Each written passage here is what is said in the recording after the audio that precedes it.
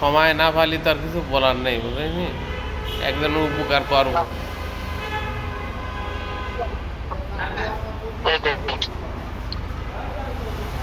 তা ইয়ে খবরটা সব ভালো আছে? আছে আছে। এই গাড়ি ঘোড়া কিরম ভালো চলতেছে? তেল টেল ভালো যাচ্ছে? হ্যাঁ, তেল আগের মতন যাচ্ছে হবে না, 15-16 যাচ্ছে, 16, 16.5। তাই তো ভালো, আলহামদুলিল্লাহ। গাড়ি আনার পরে 2 দিন ট্যাঙ্কি লোড করেছি, হুম। 3 দিন। তো একদিন গেছে 16.5, একদিন গেছে 16, একদিন গেছে 16, প্রায় 17-র কাছাকাছি। এই 3 দিন ট্যাঙ্কি লোড করেছি গাড়ি আনার পরে। এটা তো ভালো। তাই তো আর গ্যাস করার দরকার নেই। গ্যাস করলে গ্যাসও ওই রকম, তেল ছাড়া একটু কম যাবে, তেল ছাড়া। গ্যাস করলে আর একটু ক্যাশ বেশি হবে। তাকে গ্যাস করবি নেই? গ্যাস মোবিলটা চেঞ্জ করে একবার টাকা পয়সা তো জোগাড় করতে হবে, গ্যাস করতে তো 50,000 টাকা লাগবে।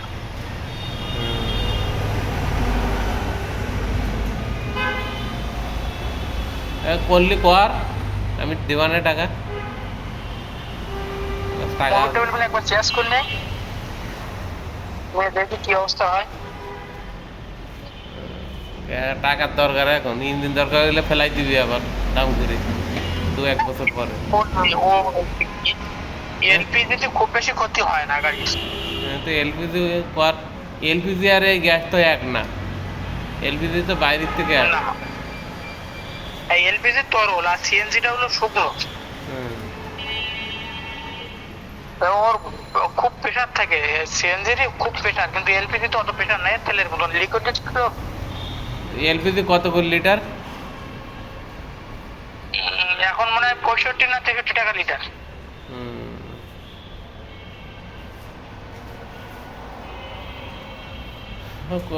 করতে করবি শ্যামনগর থেকে? না, এ করবো খুলনা থেকে, হুম। খুলনা কিংবা যশোর। কে শ্যামনগর কেটা করে না? ও তো ওই কমার্শিয়াল গ্যাস করে, সিকোয়েন্সিয়াল গ্যাস করতে পারে না। এটা তো কম্পিউটারে সেটিং হয়, ইন্ডাক্টরের মাধ্যমে যায়, অনেক ঝামেলা। একদম মানে তেলের মতন সিস্টেম হবে। হুম।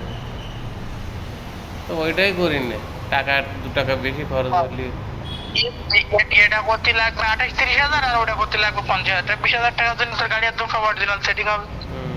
করে নে, টাকাটা তো বড় কথা না। হ্যাঁ,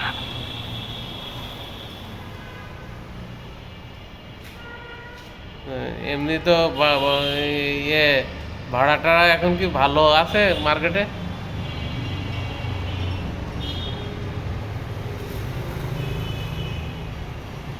ভাড়া মানে হচ্ছে কাজ হয়নি, 15 দিন কাটা গেলাম, আবার আজকে আইছি।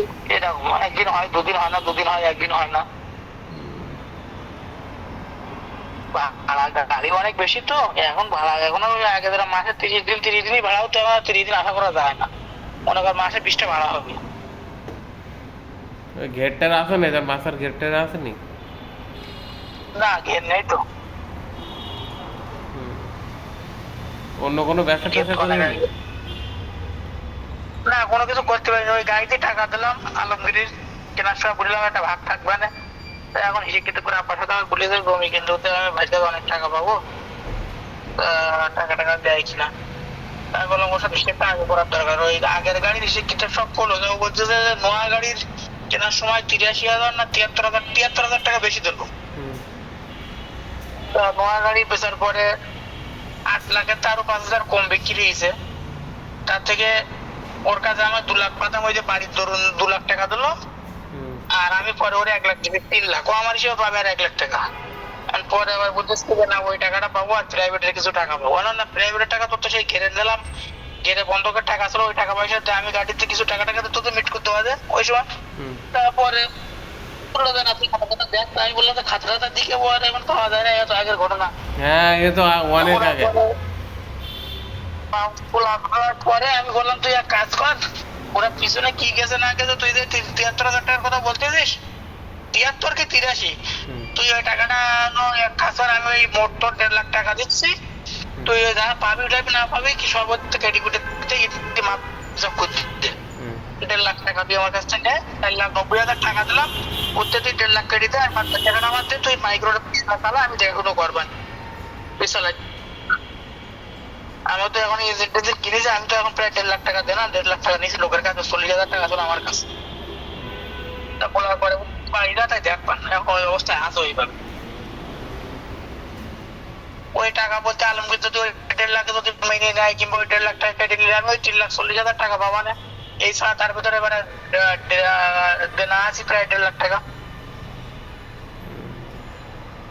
করতে নিছি 1.5 লাখ টাকা। ওই হলো 1 লাখ, আর সেখানে আরেকজনের কাছে নিয়েছি 50,000, এই 1.5 লাখ টাকা। আর আমার কাছে 40,000 ছিল, ইঞ্জিন কিনতে গেলাম 1,90,000 টাকা দিয়ে গেলাম।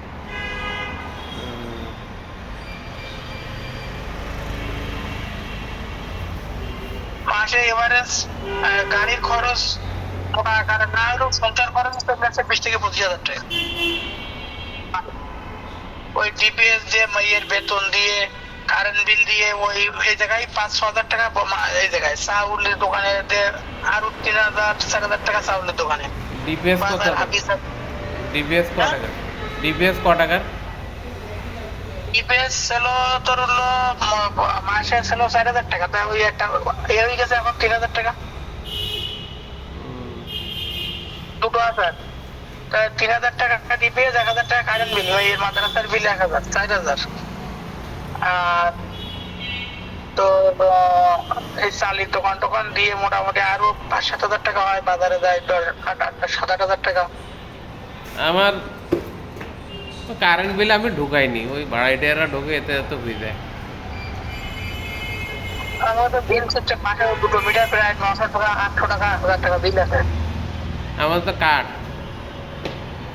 কাঠের টাকা ঢুকে।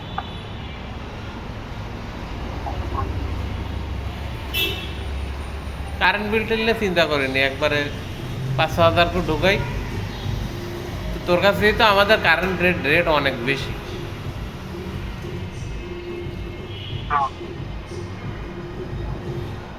অনেক দাম কারেন্টের ঢাকায়, বুঝতে পেরেছিস? টাকা পয়সা বাই পড়ে না, কোন রকম খাওয়া দাওয়াটা চলাফেরাটা হচ্ছে, গাড়ির খরচটা আমার বাই বলতে খালি গাড়িটাই আছে সামনে, এছাড়া আর কিছুই নেই। তোর তো গাড়ি আছে, আমার তো আর আপাতত কিছু নেই। তার ভিতরে ওই যে আলমগীর কাছে 3,40,000 পাচ্ছি, 1.5 লাখ পাবে লোকে, আর চাকরির টাকা দিয়ে 2 লাখ আমার কাছে। এই গাড়ি কেনার সময় 1 লাখ দিল, পরে আবার 90,000 টাকা দিল, দুই বন্ধু চাকরির টাকাই আছে 2 লাখ টাকা। সার্ভিসকে টাকা দিতে হবে না, এ টাকা কি করবে? লোকের টাকা চাই পারে কি কোনো কাজে কাজে, আমি বললাম জমি বন্ধক নেবো বলে 90,000 টাকা দিল। পরে ওই যে কাজ করলো পরে রাস্তায় 4 বছরের, তার থেকে 1,20,000 না কত টাকা পর্যন্ত হলো, 30,000 খরচ করলো, 90,000 আমার কাছে দিল। এবার ওই লোকের টাকা বাদ দিলে আর আমার টাকাই নেই, আমার খালি গাড়িটাই ফুটে আছে। শাশুড়ির টাকা এইভাবে নেওয়া ঠিক না। আমার শাশুড়িও তো অনেক টাকা দিয়েছিল, তো সত্যি না নিলাম কেন, ওই টাকাটা নেওয়ারও একটা কারণ আছে। ওই টাকা না নিলে ওই যে পরে যে বিইটি করে যা আছে, এ টাকা তো অনেক নেনেছে। ওই যে একটা জায়গা দিল না গোপালপুরে, হ্যাঁ হ্যাঁ, সে জায়গাটা কিন্তু টাকা নেনেছ না, এই কারণে টাকা থাকতো ওই নিয়ে নিত। ও তো ভালো কাজ করেছি তাহলে। এ টাকা তো থাকতো না, এ টাকা যদি আমি ওখানে রাখতাম এ টাকা থাকতো না তো। হ্যাঁ, ওই যে 4-5 দিন দেরি, তার থেকে 30,000 টাকা খরচ করে ফেলিস। বাবারে, এ তো ডাকাত দেখতেছি। এই কারণে আমি আর ওই বউ বললো তো তোমার, আমি তো বললি যাবে না, যে ভাই তুমি বলে টাকাটা বের করে দেয়, বললাম এটা জমি বন্ধক পাইছি, জমিটা নিলে ভালো হতো, খরাকে ধান কাজ হতো। টাকা লাগবে 1.5 লাখ, আপনি 1 লাখ দেন। তা বলতে আমার কাছে 90,000 টাকা আছে, খরচ হয়ে গেছে 20-30,000। তাই বলে যেটা আছে সেটা পাঠাই দেয়।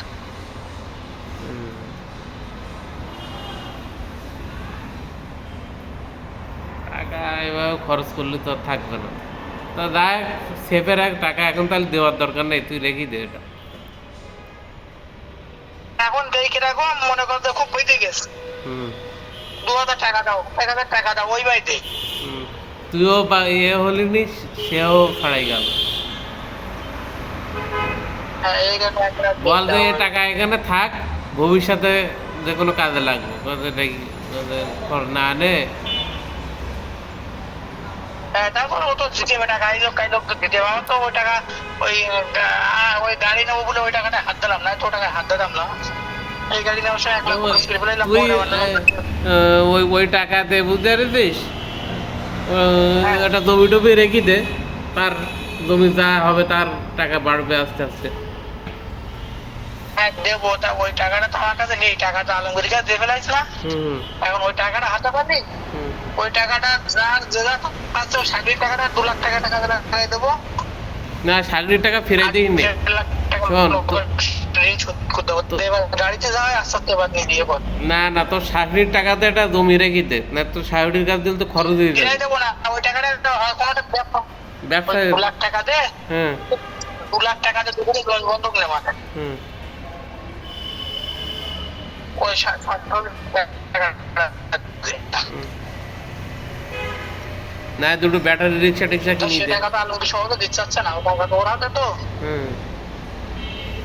হ্যাঁ, ব্যাটারি রিক্সা টিক্সা কিনে দে। টাকাটা না পালি কাজ, কারো কিনে দে, ভাড়া দে ব্যাটারি রিক্সা টিক্সা। ও ব্যাটারি রিক্সা কেউ চালাচ্ছে, ও কারোর লোকের হাতে যাওয়া যাবে না। ওই 2 লাখ টাকা দে, 2 বিঘে জমি বন্ধক নিতে হবে। তাও টাকাও ভালো। থাকবে, দেখি ওই বছরে ধান জমি বন্ধক নিতে হবে, একটা বছর জমি বন্ধক। হুম। সেটাও করলে হয়। কারণ আলমগীর তো দিচ্ছে না টাকা সহজ, এখন দেখি ও টাকাটা দিলি ওর বলিস যে তুই গাড়িটা পুরো তুই নিয়ে নে, আমার দিতে হবে না, আমি দেখাশোনা করবা না, তুই আমার টাকাটা ফিরিয়ে দে। তুই যে 1.5 লাখ টাকা 1.5 লাখ টাকা দিয়ে নে, আর বাদ বাকি